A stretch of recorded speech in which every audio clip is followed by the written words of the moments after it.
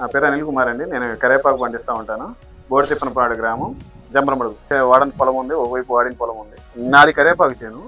ఇది నాకు కావాల్సింది ఓన్లీ పెరుగుదల, పచ్చదనం, అదే రకంగా సువాసన, స్ట్రెంత్. మీకు ఎలా చెప్పాలంటే ఇది కోసిన తర్వాత కూడా మినిమం 8-9 గంటలు వాడిపోకుండా ఉండగలిగే గుణం ఉండాలి.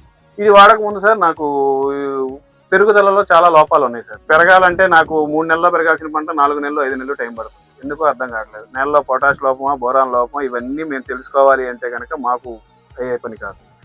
సో ఇవన్నీ సమకూలంగా సమానంగా మొక్కకు అందించే శక్తి ఒక బయోఫ్యాక్టరీకే ఉందని నేను తెప్పించాను. మొత్తం మీకు 70 ఎన్ని ఎకరాలు ఉంది సార్? నేను జస్ట్ ఒక 30 acres కి బయోఫ్యాక్టర్స్ వాళ్ళది మన ట్రిపుల్ యాక్షన్ ఒకటి అండ్ పొటాష్ ఒకటి ఉంది సార్. అవి నేలలో ఇచ్చాను.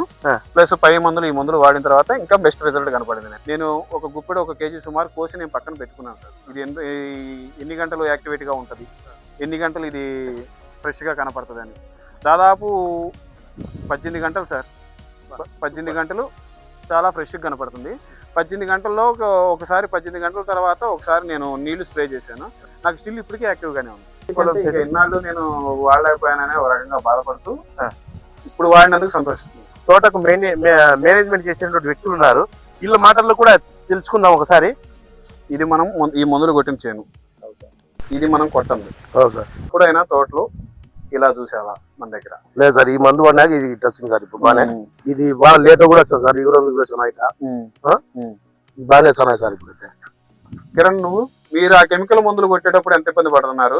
ఈ మందులు కొట్టినప్పుడు మీకు ఏమైనా ఇబ్బంది అనిపించిందా? మీరు ఆ కెమికల్ మందులు కొట్టేటప్పుడు సాయంత్రానికి మీరు నా దగ్గర అన్న దురద వస్తుంది, కళ్ళు మండుతుంది, ఆ సమస్యలు ఏమైనా ఇందులో ఉన్నాయా? ఏం లేవు సార్. ఈ విషయంలో మీరు హ్యాపీనా?